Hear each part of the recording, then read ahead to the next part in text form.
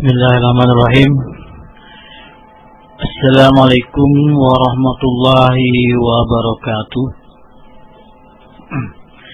Innal hamdalillah nahmaduhu wa nasta'inuhu wa nastaghfiruh wa na'udzu billahi min shururi anfusina wa sayyiati a'malina. May yahdihillahu fala mudhillalah wa may yudlilhu falan tajida lahu waliyyan mursyida. Wa asyhadu an la ilaha illallah wahdahu la syarikalah wa asyhadu anna Muhammadan abduhu wa rasuluhu la nabiyya ba'dahu. Ya ayyuhalladzina amanu taqullaha haqqa tuqatih wa la tamutunna illa wa antum muslimun. Ya ayyuhalladzina amanu taqullaha wa qulu qawlan sadida yuslih lakum a'malakum wa yaghfir lakum dzunubakum wa may yuti'illaha wa rasulahu faqad faza fawzan 'azima. Amma ba'd. Kaum muslimin wal muslimat, para pendengar radio dakwah salafiyah rahimani wa rahimakumullah jami'ah. Alhamdulillah wa syukurillah, pada kesempatan sore hari ini insyaallah pada kesempatan sore hari ini kita bisa berjumpa kembali di udara di frekuensi 107,7 FM Radio Dakwah Salafiyah Banjarsari yang dipancar luaskan dari Komplek Pondok Pesantren An-Nur Al-Asari, Kedung Kendal, Banjarsari. Yang mana insyaallah seperti biasanya sambil kita menunggu waktunya berbuka, kita akan mendengarkan lanjutan kajian bersama Al-Ustaz Abu Abdillah Sofyan hafidhahullahu ta'ala. Bagi antum yang ingin mengikuti kajian ini dengan seksama, Anda persilakan untuk menyiapkan segala sesuatunya. Bagi antum yang mempunyai pertanyaan-pertanyaan seputar materi kajian ini atau seputar syariat yang lainnya, Anda persilakan untuk mengirimkannya ke nomor HP kami, yakni 085353020304, 085353020304, atau bisa juga mengirimkannya melalui surat kalamat kami, yakni Komplek Pondok Pesantren An-Nur Al-Asari, Kedung Kendal, Banjarsari. Dan sekarang kita langsung aja kepada beliau Al-Ustaz Abu Abdillah Sofyan hafidhahullahu ta'ala. Kepadanya kami persilahkan. Bismillahirrahmanirrahim. Alhamdulillah, wassalatu wassalamu ala rasulillah wa ala alihi wa sahbihi wa man walah, wa la hawla wa la quwwata illa billah. Jemaah kaum muslimin yang saya cintai dan saya muliakan, rahimani wa rahimakumullah. Insyaallah ta'ala kita akan melanjutkan kajian fikih puasa dari kitab As-Siyamu fil Islam karya Syekh Dr. Sa'id bin Wahab Al-Qahtani hafizahullah ta'ala. Kita sampai pada bab yang ke-12. Qala al-muallif rahimahullah, al-mabhath ats-tsani 'ashar, al-muftirat mufsidat as-shaum. Pembahasan yang ke-12, hal-hal yang dapat membuat puasa itu menjadi batal atau pembatal-pembatal puasa. Jadi tema kita pada hari ini insyaallah taala akan membahas hal-hal yang dapat membatalkan puasa kita, sehingga harus kita jauhi selama kita melaksanakan ibadah puasa di bulan Ramadan ini. An-naw'ul awwal, jenis yang pertama yang dapat membatalkan puasa adalah al-jima', yaitu berhubungan antara lawan jenis, laki-laki dan perempuan atau suami istri, wa huwa ilajuz dzakar fil farj walau lam yunzil.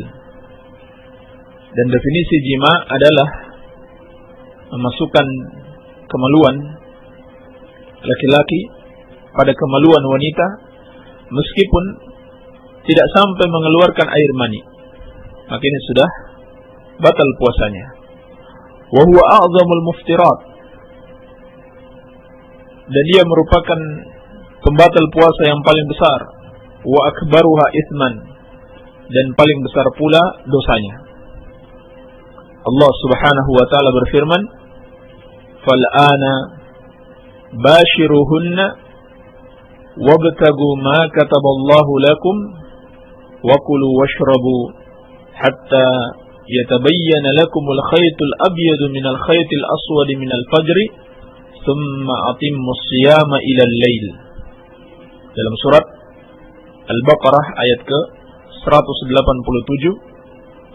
Sekarang kata Allah, maka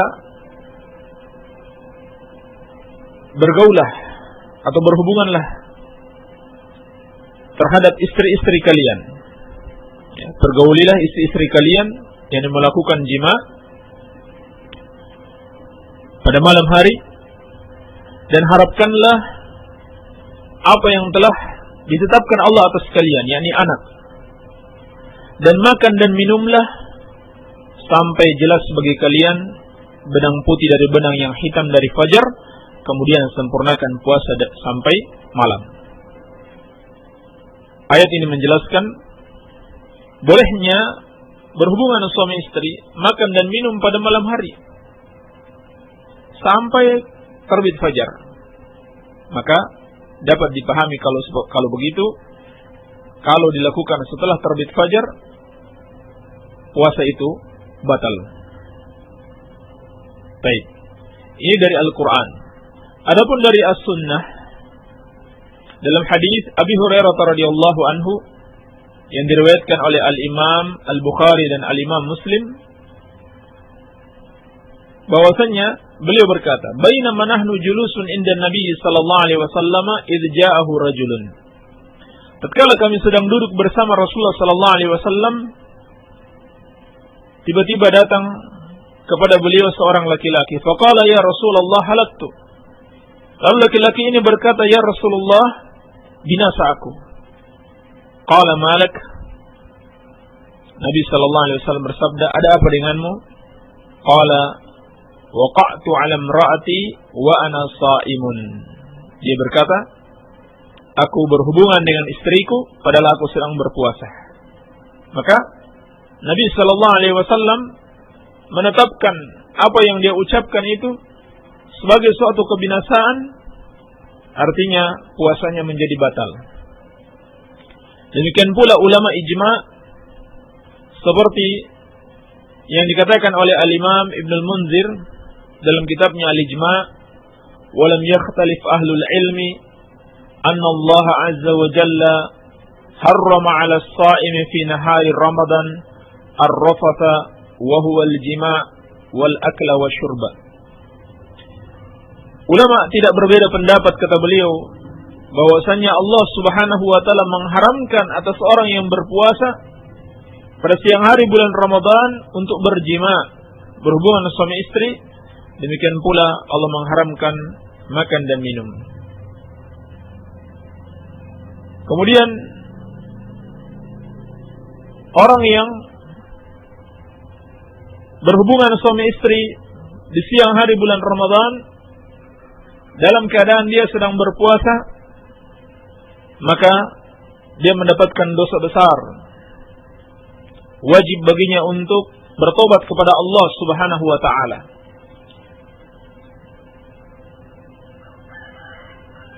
Dan juga wajib baginya untuk mengqadha, mengganti puasanya yang telah dia rusak tersebut, ditambah dengan kafarah. Ditambah dengan kafarah sebagai hukuman atas perbuatan dia berhubungan suami istri padahal sedang berpuasa. Apa kafarahnya? Seperti yang dijelaskan dalam hadis Abi Hurairah radhiyallahu anhu, diriwayatkan oleh Al-Imam Al-Bukhari dan Imam Muslim. Kafarahnya itu ada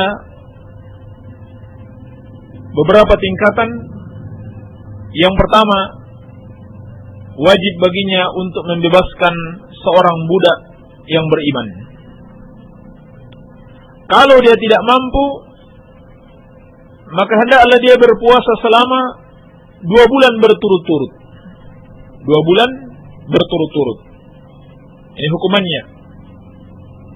Ini di luar 1 hari qadha yang dia rusak tersebut, ditambah dengan 2 bulan berturut-turut. Syahraini mutatabi'ain. 2 bulan berturut-turut artinya tidak boleh terputus. Kecuali terputus tanpa disengaja, seperti karena sakit atau karena bertepatan dengan hari yang diharamkan berpuasa, yaitu Idul Fitri, Idul Adha dan Ayyamut Tasyriq.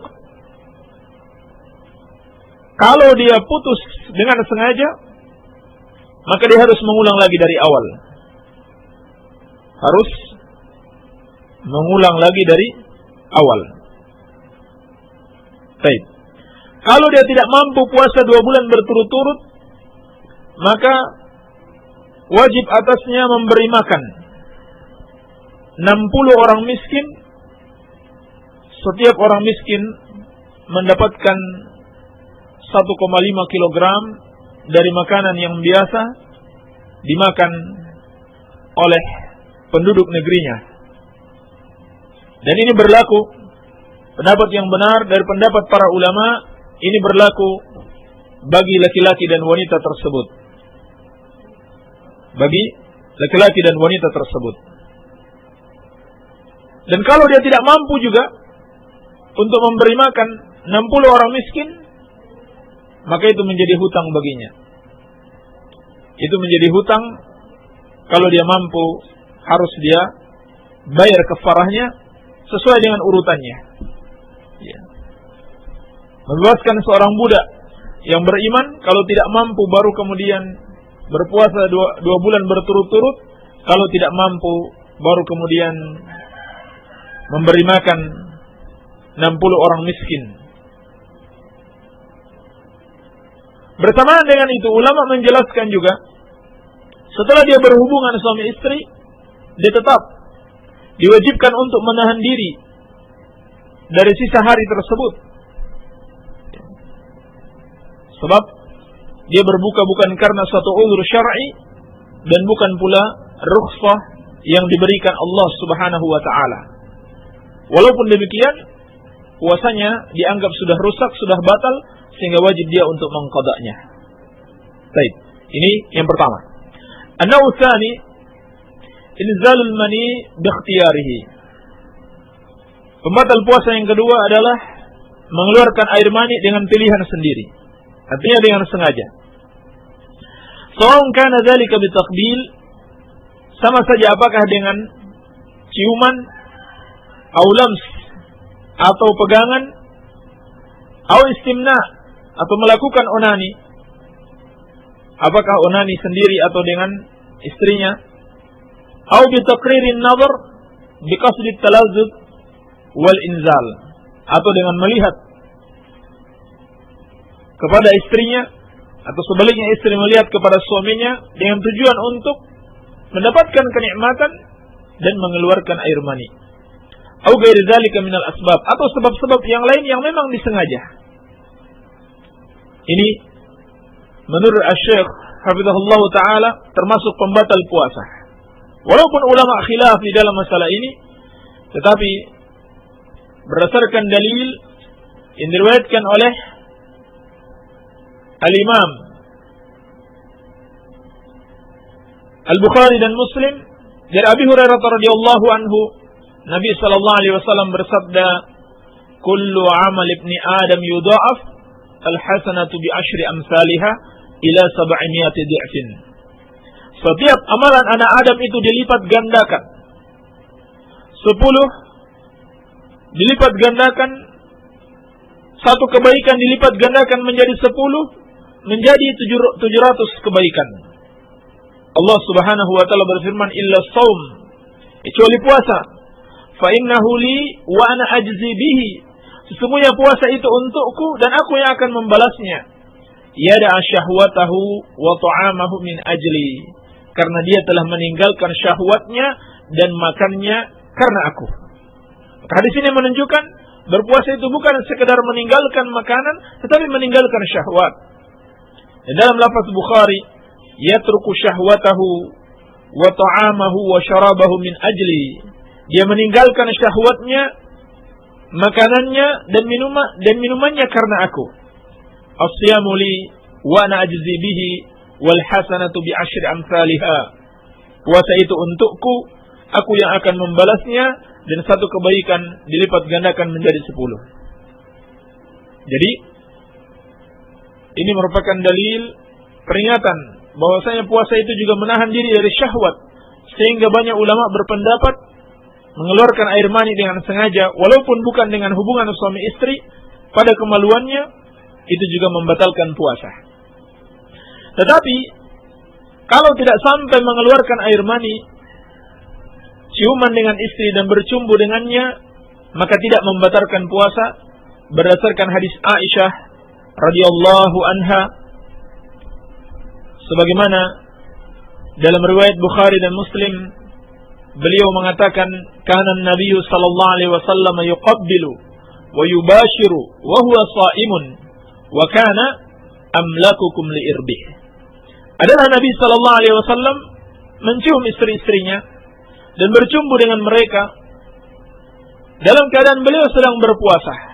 Tetapi Aisyah menerangkan beliau adalah orang yang paling kuat menahan diri dari hawa nafsunya untuk berhubungan suami istri.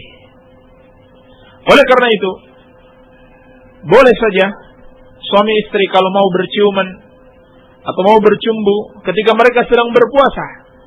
Tetapi hati-hati, jangan sampai mengantarkan mereka sampai membatalkan puasa, yaitu dengan mengeluarkan air mani atau sampai berhubungan suami istri pada kemaluan meskipun tidak sampai mengeluarkan air mani. Oleh karena itu, Nabi sallallahu alaihi wasallam melarang seorang pemuda seperti dalam hadis yang diriwayatkan al-Imam Abu Dawud dan disahihkan oleh Syekh Al-Albani rahimahullahu taala, bahwasanya ada seorang pemuda bertanya, bolehkah bercumbu dengan istrinya ketika dia sedang berpuasa? Maka Nabi sallallahu alaihi wasallam melarang. Tetapi sebaliknya, ada orang tua yang bertanya, maka Nabi sallallahu alaihi wasallam membolehkan dia. Seperti yang diriwayatkan oleh sahabat yang mulia Abu Hurairah radhiyallahu anhu. Baik. Ini pembatal yang kedua. An-naw' tsalits, yang ketiga, al-aklu aw syurb. Makan atau minum. Ini sudah tidak diragukan lagi berdasarkan dalil-dalil dari Al-Quran was sunnah dan ijma', makan dan minum adalah termasuk pembatal puasa. Dan juga yang dibicarakan para ulama, andai karena seorang memasukkan makanan melalui hidung, seperti misalkan dimasukkan infus melalui hidung sampai ke perutnya, dan dia merasakan sebagaimana yang dia rasakan ketika makan dan minum, yaitu merasakan kekuatan karena infusnya itu berfungsi untuk mengganti makan dan minum, maka ini termasuk pembatal puasa. Walaupun dimasukkan melalui hidung, bukan dari mulut. Karena Nabi sallallahu alaihi wasallam bersabda dalam hadis yang diriwayatkan oleh Imam Ahmad dari Laqit bin Sabrah, beliau berkata kepadanya, asbigil wudu wa khallil bainal asabi wa baligh fil istinshaq illa an takuna sha'ima. Sempurnakanlah wudu, sela-selai antara jari-jari ketika berwudu, dan bersungguh-sungguhlah engkau ketika menghirup air ke hidung, illa an takuna sha'ima, kecuali engkau sedang berpuasa.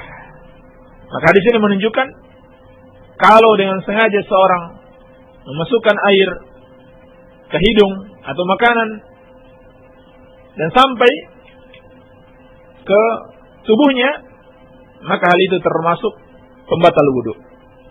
Hal itu termasuk pembatal wudu. Baik. An-naw'ur rabi, jenis yang keempat yang termasuk pembatal puasa, maka nabi makna al-akli aw syurbi, apa yang semakna dengan makan dan minum. Apa yang semakna dengan makan dan minum. Dan di sini ada dua bentuk kata beliau. Yang pertama, mendonorkan darah. Artinya menerima donor darah bagi orang yang sedang berpuasa. Maka orang yang menerima donor darah ini akan menambah kekuatan dia sebagaimana ketika dia makan dan minum. Dan yang kedua, mendapatkan suntikan berupa vitamin misalkan, baik melalui suntikan dengan jarum ataupun melalui infus yang ditusukkan ke urat. Maka ini termasuk pembatal puasa apabila dia bermakna makan dan minum. Ini serupa dengan makan dan minum. Baik, ini seperti yang sudah pernah kita jawab. Ada yang bertanya, suntikan itu ada dua, suntikan obat yang tidak bermakna atau tidak serupa dengan makan dan minum, tidak membuat dia menjadi kuat misalkan, maka hal ini tidak membatalkan puasa. Baik. Adapun seperti tetes mata, tetes telinga, demikian pula memakai celak, maka ini tidak membatalkan puasa karena tidak ada dalil yang menunjukkan hal itu membatalkan puasa, baik secara sharih maupun yang bisa dijadikan istinbat. Hal-hal tersebut tidaklah membatalkan puasa. Demikian pula pendapat yang benar yang disebutkan para ulama, seperti pendapat Asy-Syaikh Ibnu Baz rahimahullahu taala dan ulama yang lainnya, obat asma, obat asma, obat semprot yang disemprotkan ke mulut itu juga tidak termasuk pembatal puasa. Obat asma yang bukan diminum itu bukan termasuk pembatal puasa. Baik. An-naw'ul khamis, pembatal puasa yang kelima, ikhrajud dam bil hijamah yuftiru bihi as-sha'im, mengeluarkan darah dengan hijamah, dengan dibekam. Maka apabila seorang yang berpuasa melakukannya, batal puasanya. Yang serupa dengan itu adalah dengan mendonorkan darah. Kalau yang sebelumnya menerima donor darah, maka yang ini mendonorkan darah. Ini berdasarkan hadis bahwasanya Nabi sallallahu alaihi wasallam bersabda dari hadis Shaddad bin Aus,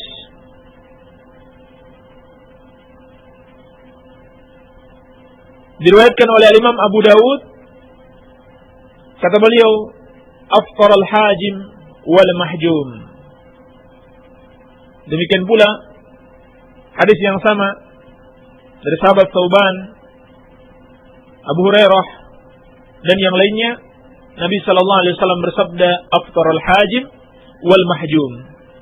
Telah berbuka orang yang berbekam dan yang dibekam sekaligus, dua-duanya.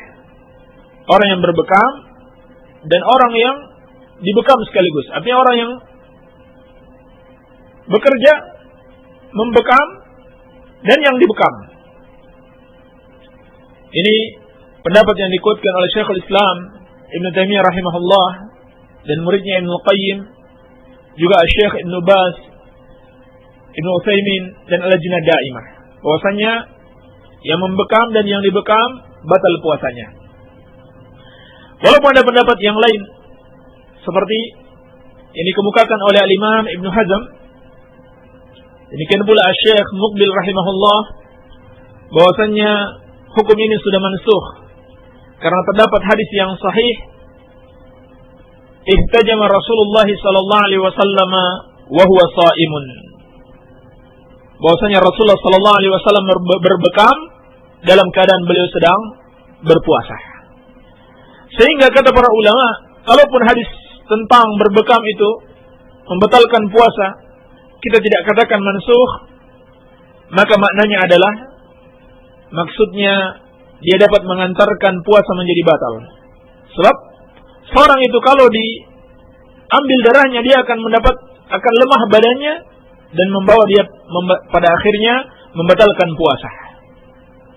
Sehingga seperti Syekh Muqbil rahimahullahu taala menasihatkan, kalau mau berbekam sepatutnya dilakukan pada sore hari sehingga sudah dekat berbuka puasa, dan lebih bagus lagi agar keluar dari khilaf berbekam pada malam hari, ya. Sehingga tidak ragu lagi apakah puasa saya ini sudah batal atau tidak. Baik. An-naw'us sadis, jenis yang keenam yang dapat membatalkan puasa adalah al-istiqa'u amdan, muntah dengan sengaja. Berdasarkan hadis Abi Hurairah radhiyallahu anhu yang diriwayatkan oleh Al-Imam Abu Dawud dan yang lainnya, bahwasanya Nabi sallallahu alaihi wasallam bersabda, "Man zara'ahu al-qai'u fala qada'a 'alaihi wa man istaqa'a fa 'alaihi al-qada'." Barang siapa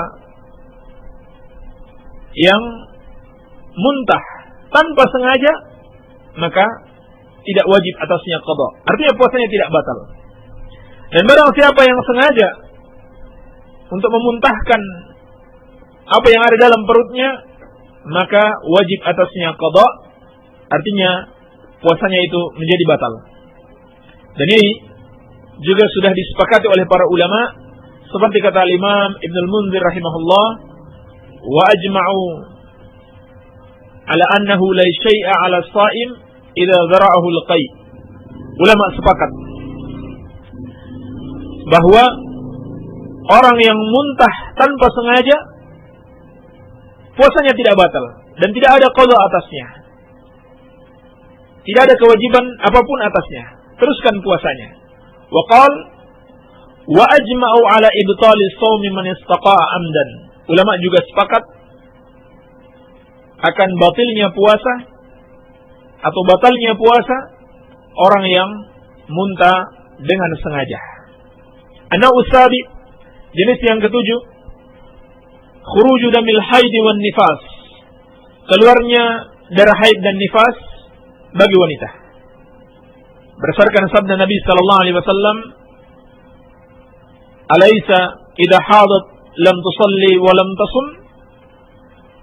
Dalam as-sahihain dari Abu Sa'id Al-Khudri radhiyallahu anhu, bukankah wanita itu kalau dia haid dia tidak berpuasa dan tidak sholat? Maka hadis ini menunjukkan bahwasannya keluarnya darah haid, demikian pula darah nifas, membatalkan puasa, dan puasa pada hari itu harus diganti pada hari yang lain setelah bulan Ramadan. Baik. Dan ini juga disepakati oleh seluruh ulama. Ulama sepakat tidak ada perbedaan pendapat, wanita haid dan nifas batal puasanya, dan kalau mereka terus berpuasa tetap saja puasanya tidak sah. An-naw'us tsamin, jenis yang ke-8, niyatul iftar, berniat untuk membatalkan puasa. Jadi walaupun dia tidak makan, tidak minum, tidak pula berhubungan suami istri, tapi dalam hatinya dia sudah berniat, saya batalkan puasa. Cukup niat saja, maka puasanya batal. Puasanya batal. Sama saja dengan sholat. Kalau seorang sedang dalam sholat, kemudian dia berniat dalam hatinya, saya putuskan sholat saya, maka sholatnya batal. Walaupun dia secara zahir kita lihat gerakannya masih melakukan sholat, tapi sholatnya sudah batal. Karena Nabi SAW bersabda, innamal a'malu binniyat. Amalan-amalan itu tergantung niatnya. An-naw'u tasi', jenis yang ke-9, ar-ridda 'anil Islam. Murtad dari Islam, wal iyadzu billah. Kita berlindung kepada Allah Subhanahu wa taala dari perbuatan ini, dan ulama seluruhnya sepakat puasa seorang dengan sendirinya menjadi batal apabila dia murtad dari Islam, bahkan seluruh amalannya terhapus. Seluruh kebaikan yang pernah dia lakukan terhapus. Allah Subhanahu wa taala berfirman, "La in asyrakta la yahbatanna 'amaluka wa la takunanna minal khasirin." Di dalam surat Az-Zumar ayat ke-65. Kalau kamu melakukan syirik, maka terhapus amalanmu dan kamu termasuk orang-orang yang merugi. Di dalam surat Al-An'am, Allah Subhanahu wa taala juga berfirman, "Walau asyraku lahabita anhum ma kanu ya'malun." Kalau mereka melakukan syirik, maka terhapuslah seluruh amal kebaikan-kebaikan yang pernah mereka lakukan. Jadi syirik adalah dosa yang sangat berbahaya sekali. Akan menghapus kebaikan yang pernah dilakukan oleh seseorang. Maka kita jangan silau, jangan kagum dengan amalan-amalan kebaikan. Apakah dalam bentuk kedermawanan atau akhlak yang baik yang ditunjukkan oleh orang-orang kafir. Apalagi orang yang tadinya muslim kemudian murtad. Seluruh amalan-amalan mereka itu terhapus. Dan ini disepakati oleh seluruh ulama berdasarkan dalil-dalil Al-Quran wa sunnatu Rasulullah sallallahu alaihi wasallam. Alhamdulillah, inilah 9 pembatal puasa apabila dilakukan oleh seseorang, maka batal puasanya. Semoga ada manfaatnya. Wabillahi taufik. Walhamdulillahi rabbil alamin. Kaum muslimin wal muslimat, para pendengar radio dakwah salafiyah rahimani wa rahimakumullah jami'an. Alhamdulillah, pembahasan mengenai materi kajian sudah selesai, dan sekarang insyaallah kita akan menginjak kepada pembahasan mengenai pertanyaan-pertanyaan yang masuk ke redaksi kami. Bagi antum yang mempunyai pertanyaan seputar materi kajian ini atau seputar syariat yang lainnya, Anda persilakan untuk mengirimkannya ke nomor kami, yakni 085353020304, 085353020304. Dan sekarang kita langsung aja kepada beliau, Al-Ustaz Abu Abdillah Sufyan Hafidahullah. Kepadanya kami persilakan. Bismillahirrahmanirrahim. Wassalatu wassalamu ala Rasulillah amma ba'd. Assalamualaikum warahmatullahi wabarakatuh. Ustaz, bacaan duduk antara dua sujud, manakah yang sahih hadisnya? Terima kasih, Hasan Dirancah. Yang sahih ada dua yang disebutkan oleh Syekh Al-Albani dalam kitabnya Sifat Salat Nabi sallallahu alaihi wasallam. Yang pertama, Rabbighfirli ighfirli. Singkat, sahih. Rabbighfirli ighfirli. Kemudian yang kedua, Rabbighfirli warhamni wajburni warfa'ni wahdini wa'afini warzuqni. Rabbighfirli warhamni wajburni warfa'ni wahdini wa'afini warzuqni. Baik. Assalamualaikum Ustaz. Waalaikumsalam. Saya mau tanya, kalau kita melihat sesuatu yang bikin merangsang syahwat terus inzal atau mengeluarkan air mani, nah apakah inzalnya itu termasuk sengaja atau enggak? Makasih Ustaz, saya Dadang di Raja Desa. Ini jelas sengaja kalau dia sendiri yang melihat. Kalau dia melihat dan terus melihat tanpa memalingkan pandangannya, maka seperti yang dijelaskan Syekh tadi, puasanya batal. Ustaz, Baik. Apa hukumnya? Assalamualaikum Waalaikumsalam. Apa hukumnya berteman dengan perempuan yang agamanya Kristen dengan niat ingin memasukkan orang itu ke agama Islam? Kalau yang bertanya ini perempuan, berteman dengan perempuan untuk berdakwah kepada dia, maka ini bagus. Ya. Tapi dia harus benar-benar siap dengan ilmu dan iman. Karena jangan sampai bukannya dia yang terpengaruh, bukannya orang Kristen ini yang ikut menjadi Islam, malah dia yang terpengaruh. Iya. Jadi boleh saja berdakwah dan sangat bagus kita sampaikan dakwah kepada orang-orang di luar Islam.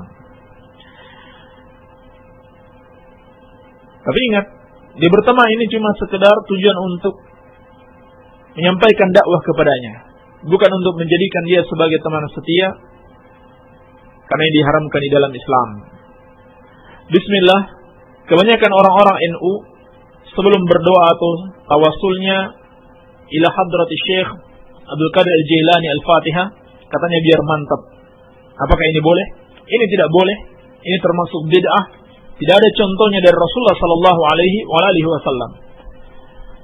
Agama ini harus berdasarkan dalil, bukan berdasarkan perasaan. Biar mantap saya baca ini, biar mantap saya baca itu. Kalau agama diserahkan kepada setiap orang, apa yang menurutnya mantap, maka akan semakin rusak agama ini dengan hal-hal yang baru yang tidak dicontohkan oleh Rasulullah sallallahu alaihi wasallam, dan beliau telah memperingatkan iyyakum wa muhdatsatil umur fa inna kulla muhdatsatin bid'ah wa kulla bid'atin dhalalah wa kulla dhalalatin finnar. Hati-hati kalian dengan perkara-perkara baru dalam agama. Setiap yang baru dalam agama itu bid'ah, dan yang bid'ah itu sesat, dan yang sesat tempatnya di neraka. Apakah ada tuntunan dari salaf sebelum Ramadan mengkhususkan ziarah kubur? Karena kuburan GD ramai diziarahi, katanya dia orang saleh. Ustaz ke sana enggak? Ana enggak ke sana. Baik. Ziarah, mengkhususkan ziarah kubur pada hari dan bulan tertentu, apakah bulan Ramadan atau hari-hari yang lainnya, tidak ada dalilnya. Tidak ada dalilnya, tidak ada contohnya dari Rasulullah sallallahu alaihi wasallam. Apalagi sampai melakukan safar, ini juga pelanggaran yang lain. Dan pelanggaran yang lebih besar, kalau seorang berdoa kepada Allah untuk hajat-hajatnya di kuburan orang tersebut. Ini termasuk bid'ah yang dapat mengantarkan kepada kesyirikan, dosa yang sangat besar kalau sampai dia berdoa kepada penghuni kubur tersebut. Ustaz mau tanya, apa benar tayamum hanya bisa dipakai untuk satu salat saja? Apa ada dalilnya? Tidak ada dalilnya. Bagi seorang yang bertayamum, selama dia belum batal, boleh dia pakai salat lebih dari satu, dan seterusnya selama belum batal, karena al-aslu baqa ma kana ala makan, seperti dalam kaidah syariat, hukum asal dia tetap sepanjang dia tidak berubah. Tidak ada satu yang bisa merubahnya, seperti kalau dia batal. Kalau dia batal, baru kemudian dia bertayamum kembali atau berwudu. Baik. Apa Ustaz?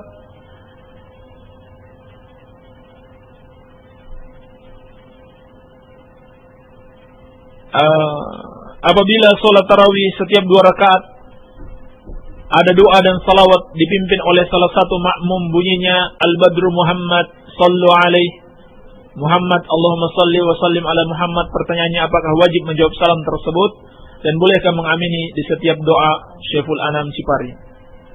Ini termasuk bid'ah. Tidak ada bacaan khusus di antara 2 rakaat salat tarawih,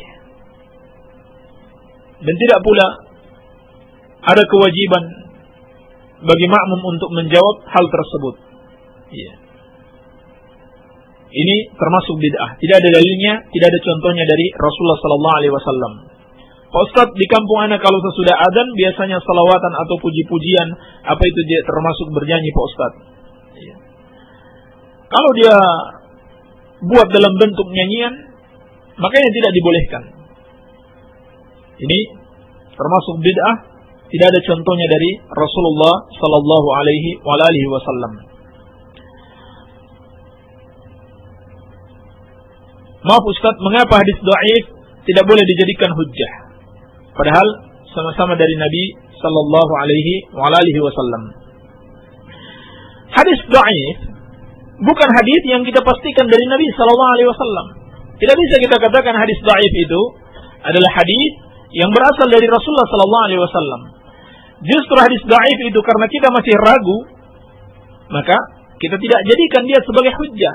Kenapa? Karena Nabi sallallahu alaihi wasallam telah memperingatkan, "Man kadzaba 'alayya muta'ammidan falyatabawwa maq'adahu minan nar." Barang siapa yang berdusta atas namaku dengan sengaja, maka siapkan tempat duduknya di neraka.